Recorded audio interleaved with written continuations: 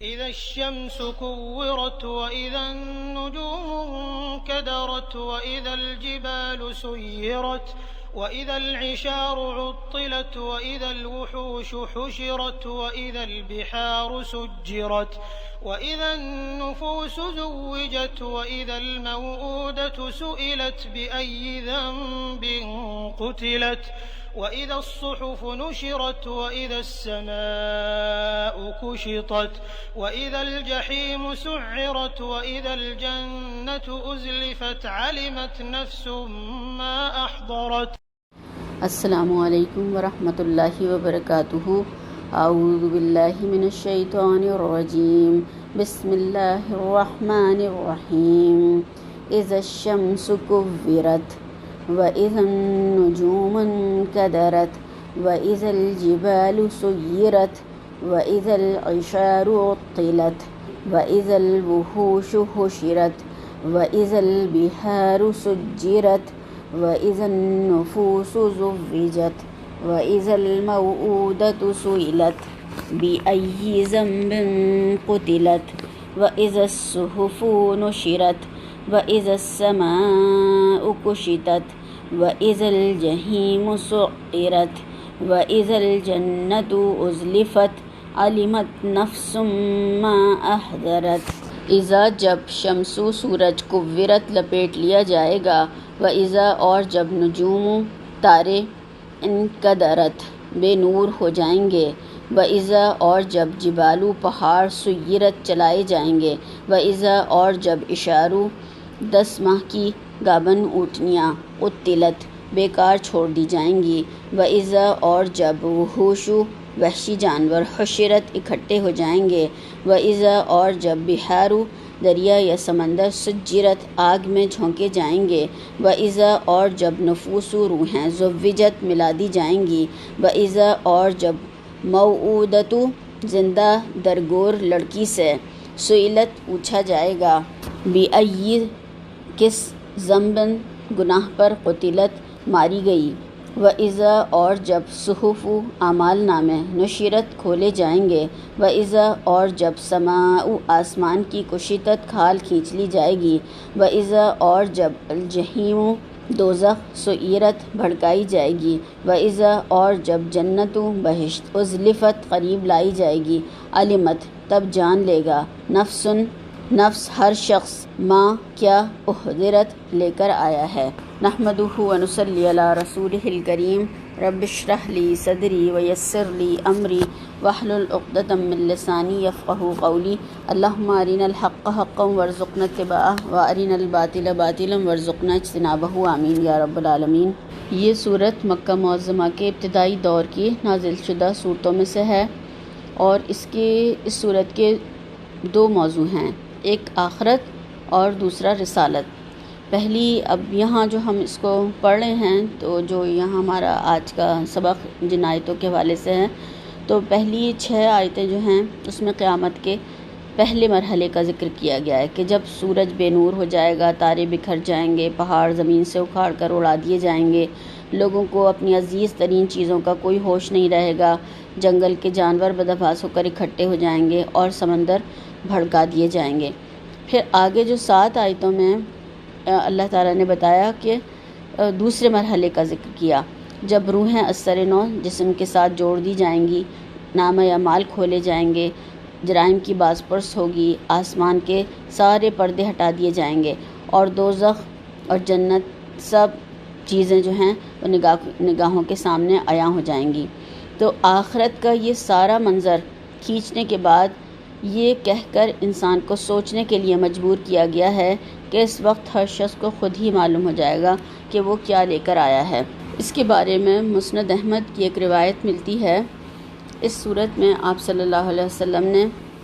فرمایا اس کے بارے میں کہ جس کو یہ پسند ہے کہ وہ قیامت کو اس طرح دیکھے جس طرح کے آنکھ سے دیکھنا ہوتا ہے، یعنی ایسے مشاہدہ کرنا جیسا کہ اپنی آنکھ سے کسی چیز کو دیکھنا ہوتا ہے، تو اسے چاہیے کہ وہ اذا الشمس کورت اور اذا السماء انفطرت اور اذا السماء انشقت پڑھا کرے. تو یعنی یہ صورتیں پڑھنے سے کیا ہوگا کہ گویا انسان کے سامنے قیامت کا سارا نقشہ واضح ہو جائے گا. جیسے کہ اگر کوئی چیز ہم نے دیکھی نہیں ہوتی ہے اور ہم اسے جاننا چاہتے ہیں تو کسی دیکھنے والے سے اس کے بارے میں اگر پوچھیں تو کچھ نہ کچھ اندازہ ہو جاتا ہے۔ تو یہاں پر اس قیامت کا جو مراحل ہیں، اس کے جو مناظر ہیں، ان کا کچھ نہ کچھ اس کو اندازہ ہو جائے گا۔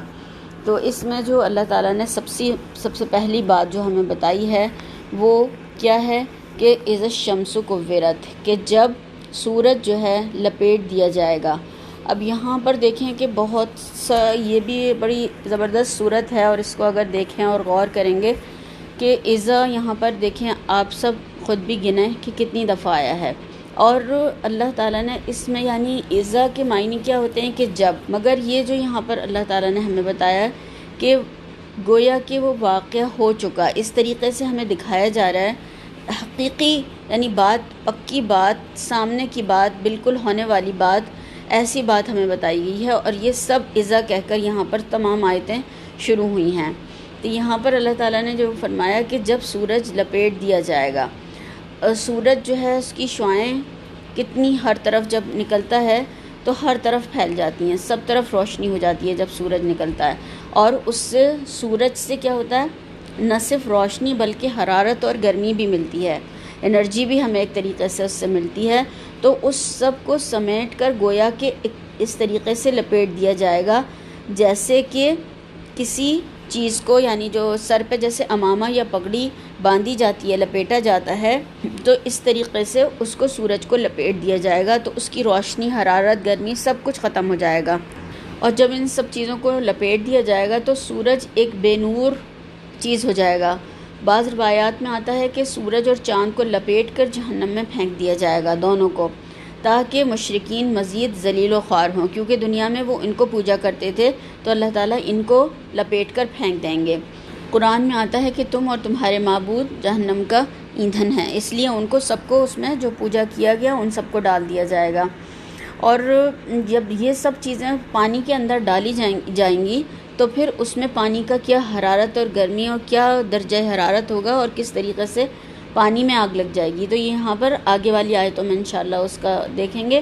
تو یہاں پر جو ہم دیکھ رہے ہیں کہ اس میں اللہ تعالیٰ نے جو ہمیں سمجھایا اور بتایا ہے کہ اس اتنے بڑے سورج کو اللہ تعالیٰ بے نور کر دے گا اور اس کی روشنی کو لپیٹ دیا جائے گا، اور یہ بالکل تاریک ہو جائے گا، اس کی کوئی روشنی باقی نہیں رہے گی۔ اور بخاری کی روایت ہے، ایک حدیث آتی ہے، ابو ہریرہ رضی اللہ تعالیٰ عنہ اس کے راوی ہیں، آپ صلی اللہ علیہ وسلم نے فرمایا سورج اور چاند سمندر میں ڈال دیے جائیں گے، یعنی دونوں کو لپیٹ کر پھینک دیا جائے گا۔ اور پھر دوسری آیت میں اللہ تعالیٰ فرما رہے ہیں اور جب تارے بے نور ہو جائیں گے، اور یعنی صرف سورج نہیں ہوگا بلکہ عالم بالا پہ جو تمام کائنات میں جو چیزیں ہیں ان سب پر بڑی بڑی چیزوں کے اوپر بتایا گیا ہے کہ کیا ایفیکٹ ہوگا اس قیامت کا، جو یہ قیامت کا منظر ہمیں دکھایا گیا ہے کہ سورج بے نور، تارے جو ہیں بے نور ہو جائیں گے، اور ان قدرت جو آیا ہے یہاں پر، قدر کے معنی ہوتے ہیں دھندلا ہو جانا، بے نور ہو جانا، ماند پڑ جانا، گدلا جانا۔ اور جب سورج کی روشنی لپیٹ کر ختم کی جائے گی تو تارے بھی بے نور ہو جائیں گے، ان کو بھی لپیٹ دیا جائے گا، ان کو بھی سب، اور ایک اس کا معنی جھڑنے کے بھی ہیں کہ وہ سب جھڑ جائیں گے، یعنی جب یہ اللہ تعالیٰ نے جو سارا نظام باندھ کر رکھا ہوا ہے جس طریقے سے کہ کوئی آگے پیچھے نہیں ہو سکتا، تو ان کی بندشیں سب کھول دی جائیں گی تو سب جھڑ جھڑ کر گرنے لگیں گے۔ اور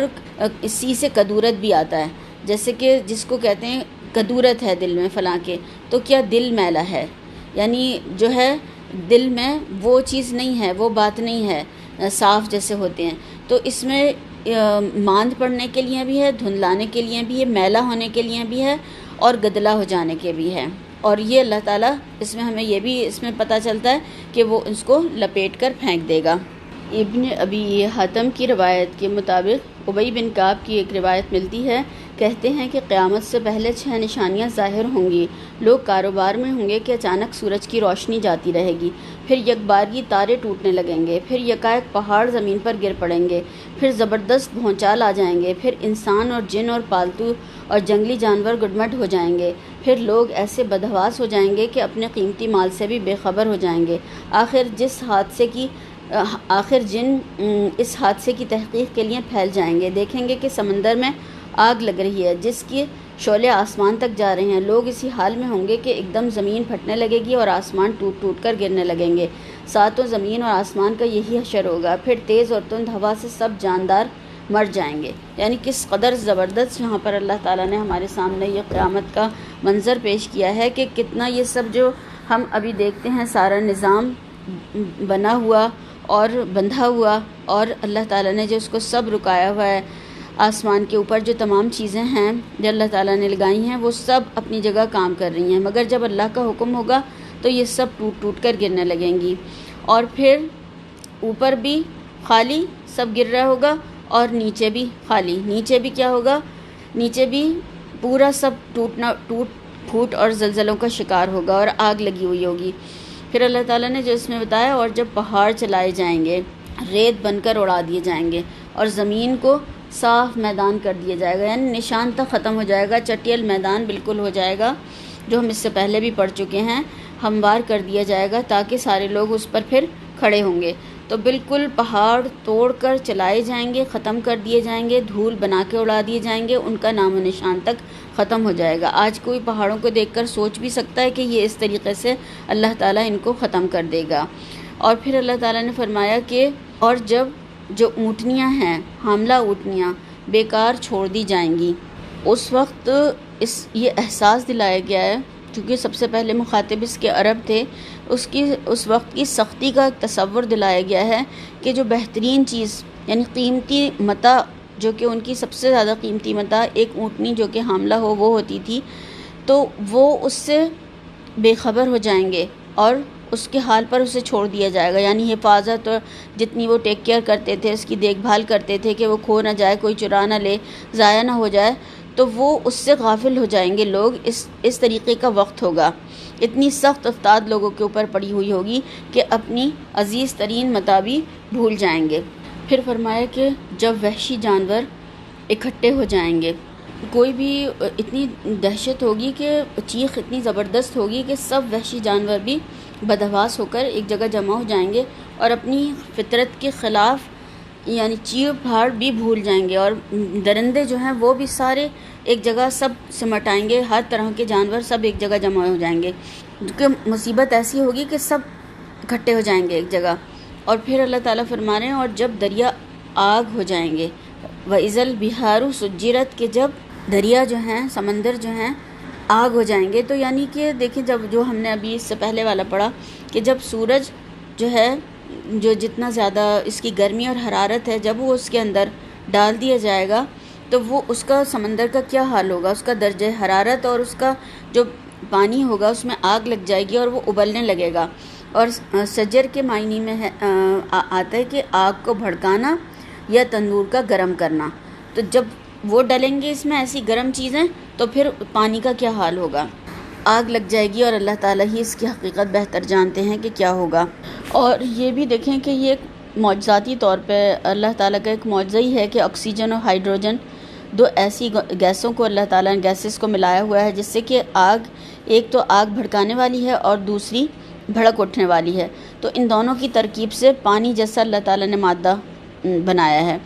تو کہ جو کہ آگ کو ہی بجھا دیتا ہے۔ تو یہ اللہ تعالیٰ جو ہے اس کو بالکل اس دن بدل دے گا، اس ترکیب کو، اور یہ دونوں گیسیں ایک دوسرے سے الگ ہو کر بھڑکنے اور بھڑکانے میں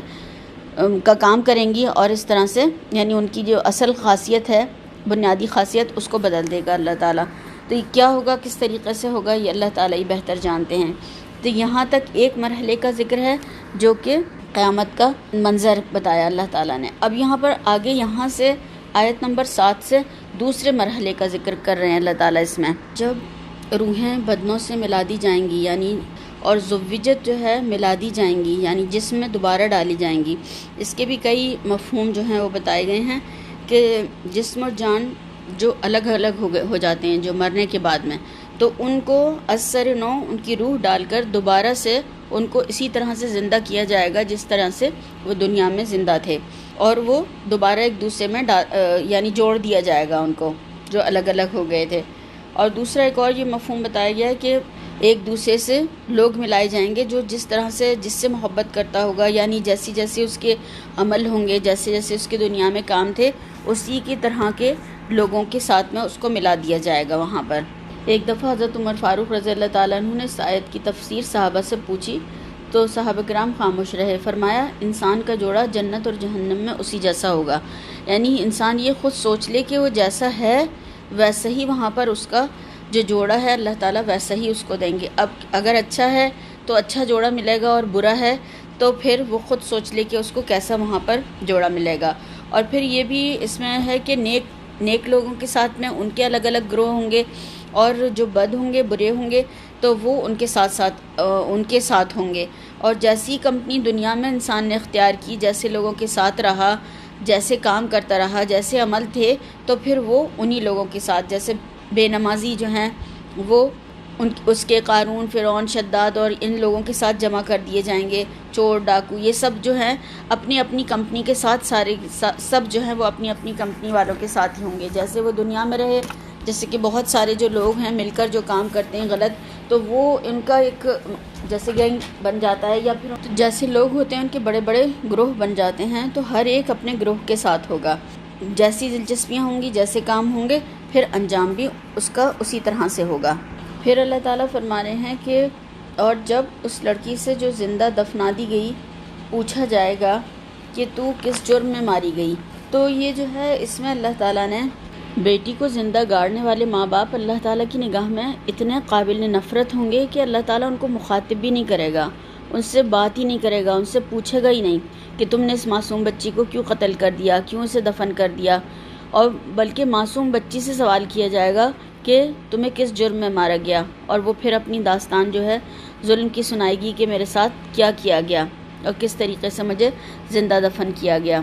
اور جس بچے کے ماں باپ ہی دشمن ہوں اور وہی اسے مار کر پھینکنے کو تیار ہوں، تو پھر اس کا کون گواہ ہوگا؟ وہ اس سے کس سے بات کی جائے اس کی؟ تو یہاں اس بچی کی، ایک دن کی جو بچی جس کو مارا گیا، اس کے لیے، اس کے بارے میں اس کی کہیں تو داد رسی ہونی چاہیے تھی۔ تو یہاں پر اس وقت ان سے ان کے بے دردانہ جو ظلم کی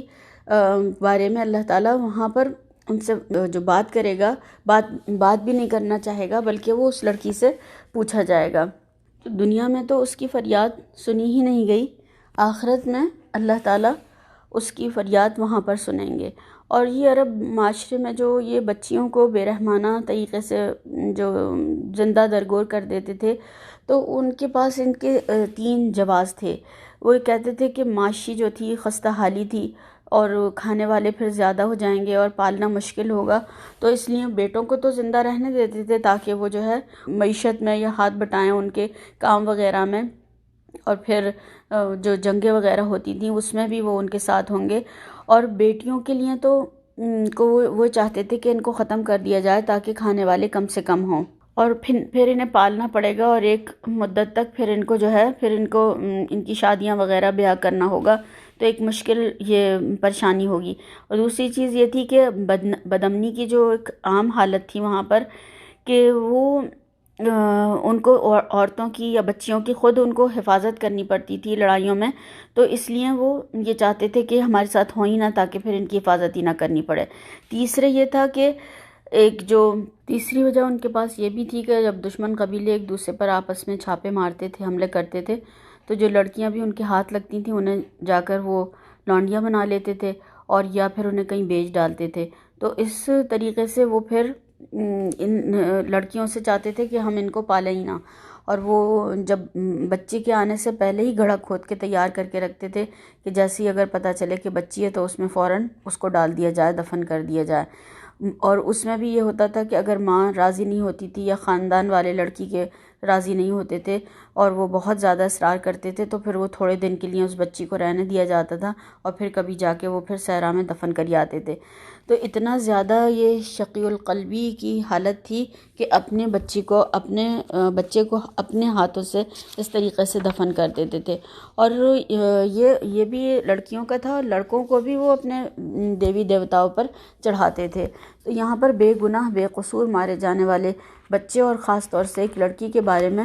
کہ کمزور جان، اور اس سے پھر اللہ تعالیٰ پوچھیں گے کہ تجھے کس گناہ میں مارا گیا، کیا اس قصور میں کہ تو لڑکی تھی؟ اگر دیکھا جائے تو انسان جو ہے اس پہ قادر ہے کہ وہ لڑکی یا لڑکا کچھ بھی پیدا کر سکے۔ تو یہاں پر اللہ تعالیٰ نے یہی انسان کو بتایا ہے کہ انسان سوچے ذرا، یعنی سوال کر کے یہاں پر سوچنے پر مجبور کیا گیا ہے کہ ایک قتل اولاد جو ہے یہ کوئی معمولی بات نہیں ہے، اور رزق اللہ تعالیٰ دیتا ہے اور حفاظت بھی اللہ تعالیٰ فرماتا ہے۔ تو یہ سنگ دلی اور بے رحمی کی جو ایک ان کی بات تھی، اس کو یہاں پر اللہ تعالیٰ نے ایک گناہ کبیرہ کی طرح سے یہاں پر ہمارے سامنے رکھا ہے، اور یہ گناہ ہے، کبیرہ گناہ ہے کہ ایک بچی کو اس لیے مار ڈالنا کہ وہ بچی ہے، تو اس پہ بھی اللہ تعالیٰ وہاں پر گرفت کریں گے اور پوچھیں گے، اس سے سوال کریں گے۔ اور یہ جو ہے، اگر جیسے کہ یہ تو اس جاہلیت کے دور کے واقعات سے ہمیں پتہ چلتا ہے، مگر آج دیکھیں تو یہ جو ماڈرن جاہلیت جو ہے، اس میں بھی دیکھیں کس طریقے سے بچے پتہ کر کے اور ان کو بچیوں کو ختم کر دیا جاتا ہے۔ تو 4 مہینے کے بعد میں جب کہ اس میں اعضا بن جاتے ہیں، روح ڈل جاتی ہے، اس وقت اگر پتہ کر کے اس طرح سے اگر کیا جائے، ابورٹ کیا جائے، تو یہ جو ہے قتل ہے۔ اور قتل کی جو ہے، اگر جو بچہ بھی پیٹ میں ہے تو اس کی دیت بھی ایک غلام آزاد کرنا ہے، اور اگر وہ زندہ یعنی پیدا ہونے کے بعد میں اگر اس کو مارا جائے تو وہ پھر بڑے انسان کی طرح سے ہی ہے، اس کی دیت بھی۔ تو یہاں اور ایک یہ بھی بات ہے کہ ڈسیبلڈ جو بچوں کا اگر پتہ چل جائے، ان تک کو قتل کرنے کی اجازت نہیں ہے۔ اور پھر یہ کس طریقے سے ایک معصوم جان کو اور ایک بچی کو، کہ کتنا بڑا گناہ ہے، یہ کوئی معمولی بات نہیں ہے اللہ تعالیٰ نے جو یہاں پر گرفت کیا ہے، کہ ایک بچی کو محض اس لیے مار دیا جائے کہ وہ لڑکی ہے۔ تو اللہ تعالیٰ اس کی وہاں پر داد رسی کریں گے اور وہاں پر پوچھیں گے، اور وہاں پر اس کو پھر سزا دی جائے گی۔ پھر اللہ تعالیٰ فرما رہے ہیں، اور جب ہم لوگ کے دفتر کھولے جائیں گے، یعنی اعمال نامے جو ہیں، جو آج چھپا ہوا ہے، آج دیکھیں میرا اعمال نامہ آپ کو نہیں پتہ، آپ کا اعمال نامہ مجھے نہیں پتہ، تو جو بھی کچھ آپ سارا دن کرتے ہیں یا زندگیاں گزر گئی ہیں کرتے کرتے، جو بھی کچھ کیا ہے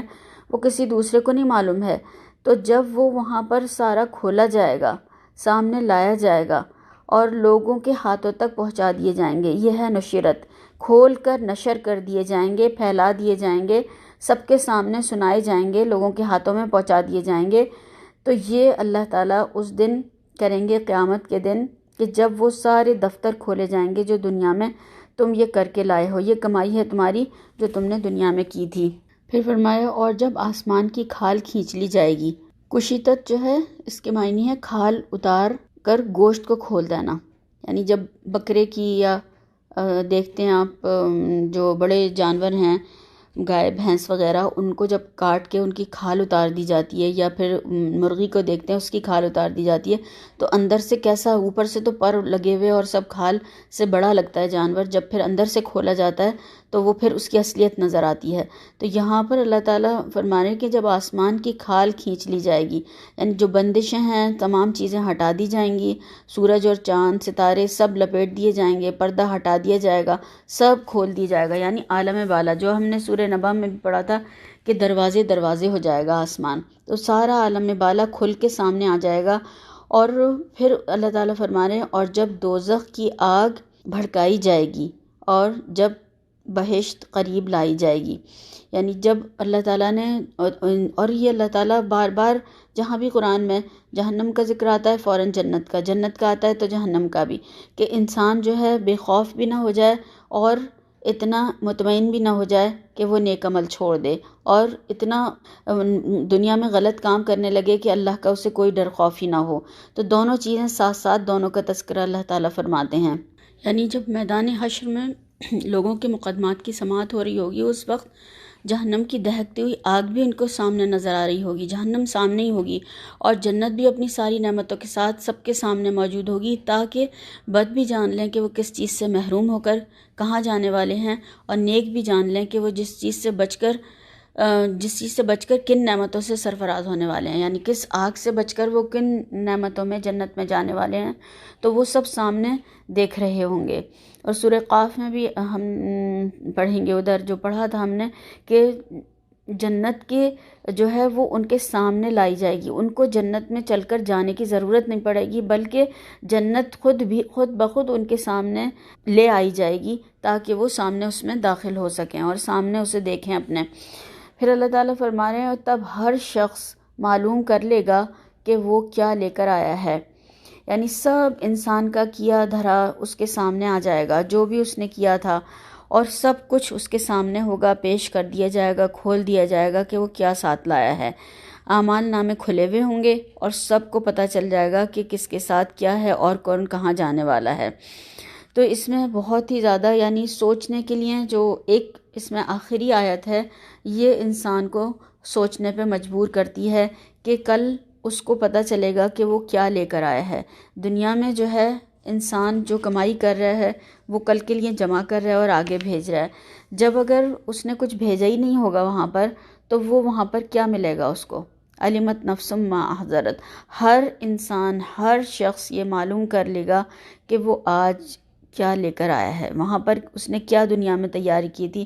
جب دیکھیں ایک طریقے سے ہمیں یہ سوچنے پر بھی مجبور کرتی ہے کہ جب ہمیں کہیں جانا ہوتا ہے، سفر کے لیے جا رہے ہوتے ہیں، تو ہم کیا کرتے ہیں؟ پہلے سے سامان تیار کرتے ہیں، جو چیزیں یاد آتی جاتی ہیں رکھتے جاتے ہیں۔ لگیج جو ہے وہ پہلے بھیج دیا جاتا ہے، بک کرا دیا جاتا ہے، تاکہ جب وہاں پر پہنچیں تو وہ ہمیں مل جائے۔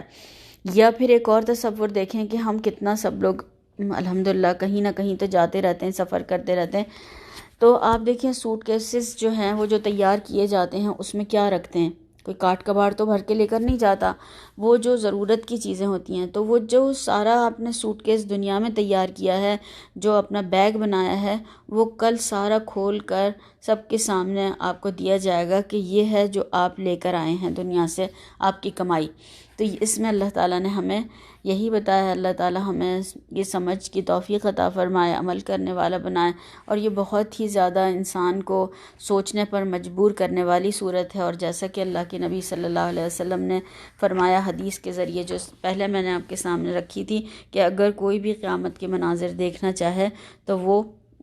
ان صورتوں کو پڑھے جو 3 صورتیں بتائی ہیں، اور اس میں یہ سورہ تکویر بھی ہے۔ تو اللہ تعالیٰ سے ہم دعا کرتے ہیں کہ اللہ تعالیٰ ہمیں اس کی سمجھ عطا فرمائے، عمل کرنے والا بنائے آج سے، تاکہ ہم کل کامیاب ہونے والوں میں شامل ہو جائیں۔ سبحانک اللہم و بحمدک، اشہد ان لا الہ الا انت، استغفرک و اتوب الیک۔ السلام علیکم ورحمۃ اللہ وبرکاتہ۔